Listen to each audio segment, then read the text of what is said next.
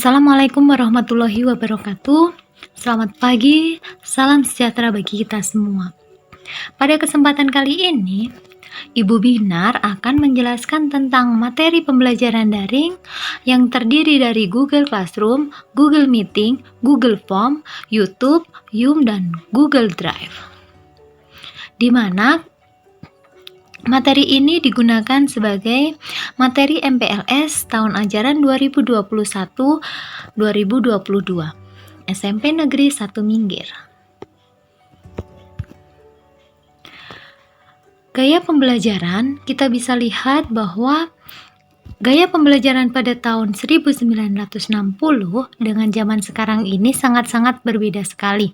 Di mana pada zaman dahulu ketika kalian mendapatkan nilai yang tidak tuntas, tidak KKM, kalian mendapatkan nilai dengan pulpen merah, itu pasti orang tua kalian akan memarahi kalian. Beda dengan zaman sekarang. Jika kalian mendapatkan nilai yang tidak tuntas, kalian tidak mengerjakan tugas, tetapi orang tua kalian pasti membela kalian dengan mati-matian. Guru yang disalahkan, kenapa kok anak saya tidak tuntas? Seperti itu perbedaannya zaman dulu dan zaman sekarang.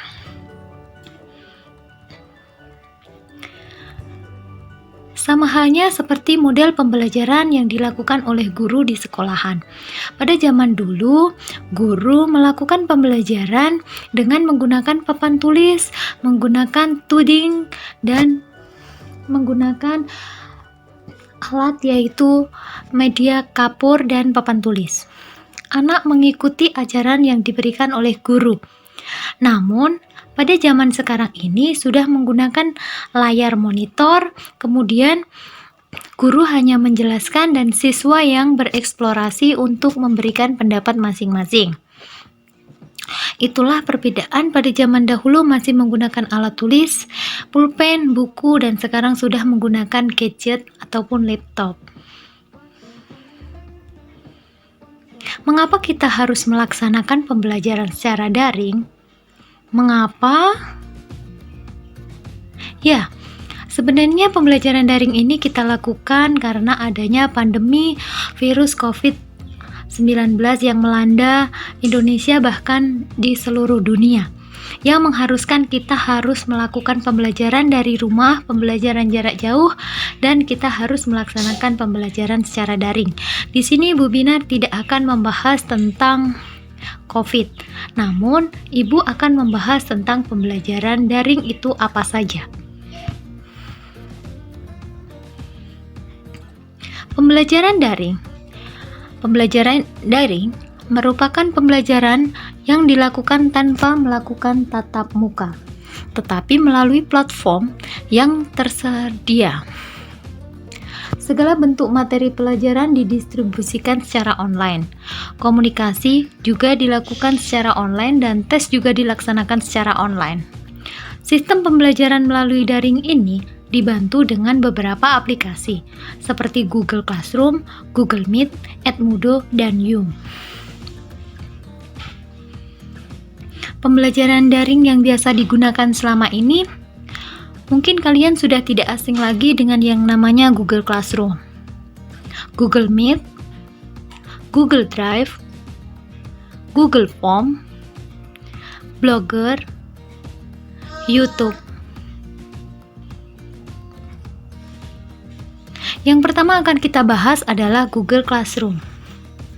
Google Classroom adalah platform gratis berbasis web yang dibuat untuk mempermudah kegiatan pembelajaran pendidik dan peserta didik.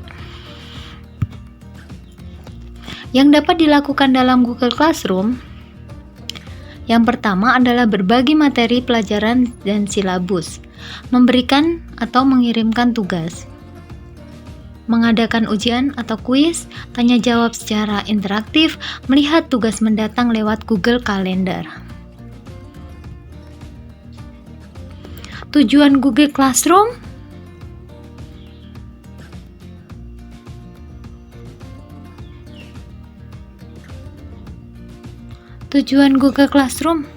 tujuannya untuk merampingkan proses berbagi file antara guru dan siswa Google Classroom.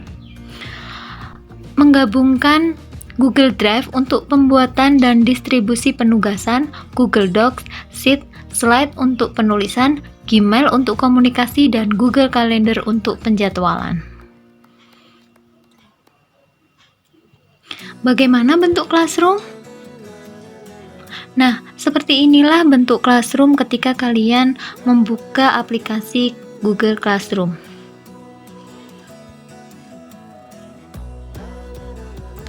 Di sini kalian bisa membuka kelas yang kalian ikuti, yaitu di sini contohnya adalah kelas 9G dengan pelajaran seni budaya. Di situ terdapat kode pada Classroom, kode kelasnya. Kemudian di situ ada link untuk Meet. Digunakan untuk mengikuti Meet pada kelas di Classroom. Misalkan ada guru yang mengajak kalian untuk meet pada jam pelajaran, silahkan kalian langsung menggunakan link yang ada di kelas pelajaran tersebut. Di sini adalah halaman yang digunakan untuk melihat tugas kalian yang diberikan oleh guru di setiap mapelnya. Silahkan kalian dapat melihat di Classwork. Di situ kalau berbahasa Indonesia menggunakan bahasa tugas.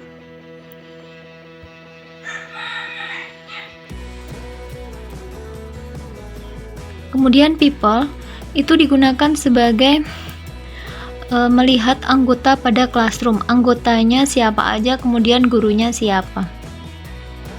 Nah, di sini cara mengirim tugas di Classroom menggunakan HP. Silahkan kalian perhatikan.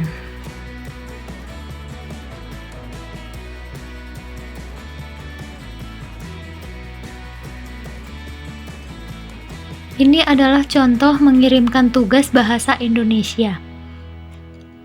Kalian dapat membuka kelas yang kalian ikuti, kemudian membuka tugasnya. Dan di sini sudah diklik tugas dan akan mengirim tugas. Silahkan upload file, pilih upload file. Kemudian dicari file mana yang akan kalian kumpulkan. Ini mencarinya dari HP, bukan dari drive ya.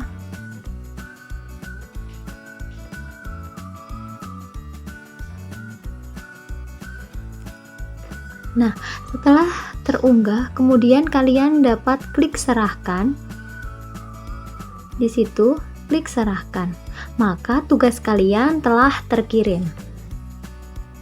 Tinggal menunggu nilai yang diberikan oleh guru.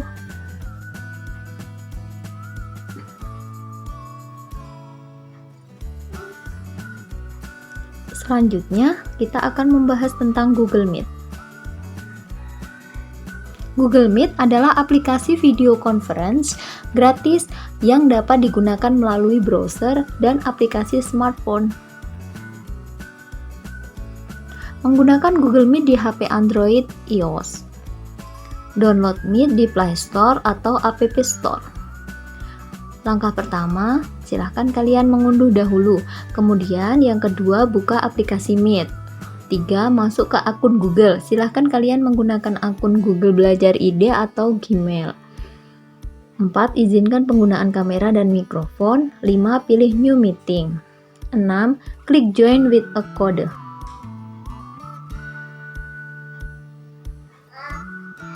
Fitur yang ada dalam Google Meet: 1. Panggilan audio dan video 2 arah dan multi arah dengan resolusi hingga 720 pixel. 2. Filter audio pembatalan kebisingan. 3. Mode cahaya rendah untuk video.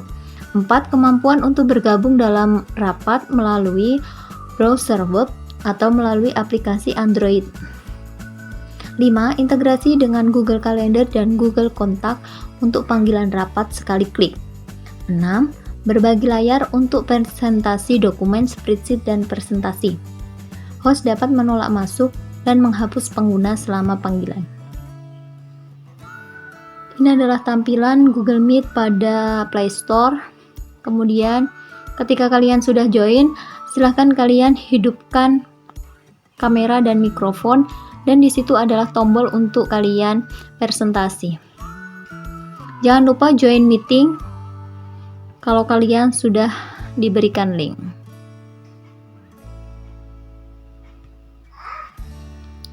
Ini adalah tampilan ketika kalian mengikuti meeting. Kalian mengikuti Google Meet, wajib menyalakan kamera saat Meet. Mengapa seperti ini? Karena jika kalian tidak menyalakan kamera saat Meet, kalian dianggap tidak mengikuti pembelajaran pada hari tersebut, pada jam pelajaran tersebut. Jadi wajib menyalakan kamera saat Meet. Di bawah terdapat raise hand, yaitu untuk bertanya kepada guru. Silahkan kalian ketika belum paham, klik raise hand agar dapat berkomunikasi kepada guru.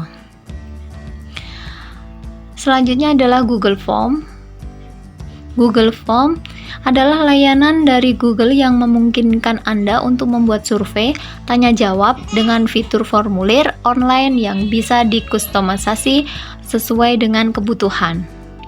Jadi Anda bisa mendapatkan jawaban secara langsung dari audiens yang mengikuti survei. Apa sih fungsi Google Form? Untuk kuesioner, pendaftaran kerja, presensi atau daftar hadir, lembar kerja, dan pembelian produk. Kelebihan dari Google Formulir yaitu bersifat open source, 2 mudah digunakan, 3 mudah untuk dibagikan, 4 penyajian data respon koresponden yang bervariasi. Kekurangan dari Google Formulir yaitu tidak menyediakan survei skala Truston, 2 tidak menggunakan equation. Seperti ini adalah tampilan dari Google Form yang biasa diberikan oleh guru, dan besok ketika ada tugas-tugas kalian disuruh untuk mengerjakan seperti ini. Silakan ketika disuruh menuliskan identitas, silahkan kalian menuliskan identitas secara lengkap. Dan yang terakhir, tidak lupa kalian harus submit. Jika tidak submit, maka kalian tidak akan terdaftar namanya. Selanjutnya adalah Google Drive. Google Drive adalah layanan Google untuk penyedia penyimpanan data online atau daring, berbasis cloud atau internet yang pertama kali beredar pada tanggal 24 April 2012. Pada dasarnya, layanan Google Drive sama seperti cloud storage lain semacam Dropbox atau OneDrive. Di Google Drive, kita dapat menyimpan file-file berupa dokumen, gambar, audio, ataupun video dengan kapasitas gratis sebesar 15 GB. Fungsi Google Drive yaitu untuk menyimpan file, untuk berbagi file, untuk edit file, 4 melakukan backup data. Seperti ini adalah sirkulasi dari Google Drive. Manfaat Google Drive dalam pembelajaran daring: 1. Data tersimpan aman. 2. Dapat digunakan kapanpun dan dimanapun.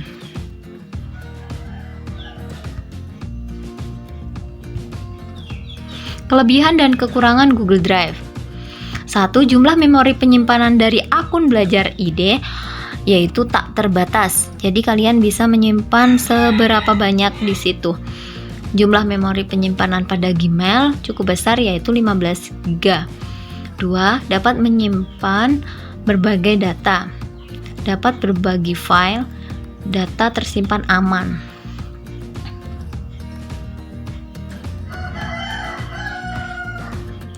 YouTube.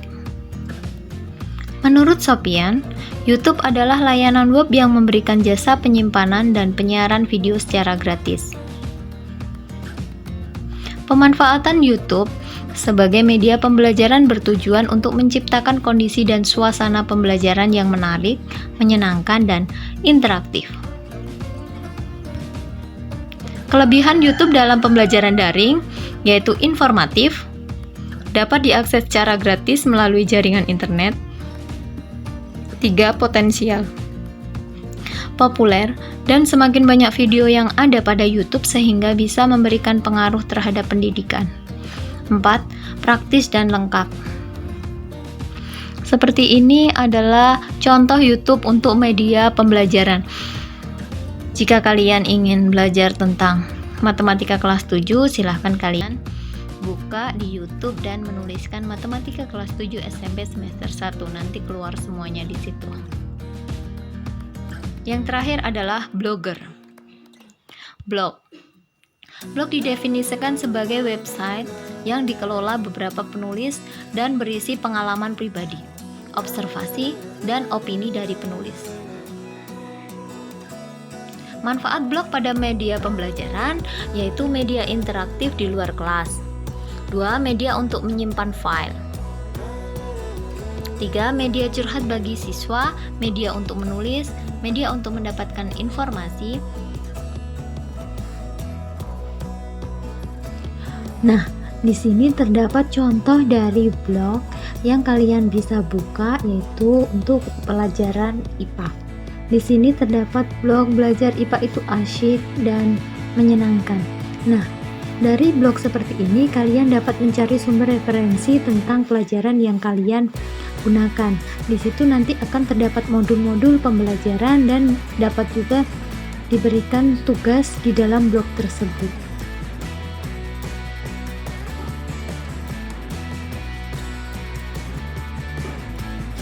Terima kasih, selamat belajar di SMP Negeri 1 Ninggo. Bersama kami, tim materi pembelajaran daring, Albertus Sulistia, Nur Taufik, Dewi Lestari, Ismail Aji Nugroho, Binarti Dwi Astuti, Gusti Winahari, Rahmanita Prihana. Terima kasih, sampai jumpa di lain waktu. Jangan lupa subscribe, like, dan share video ini. Wassalamualaikum warahmatullahi wabarakatuh. Salam sehat dan tetap patuhi protokol kesehatan.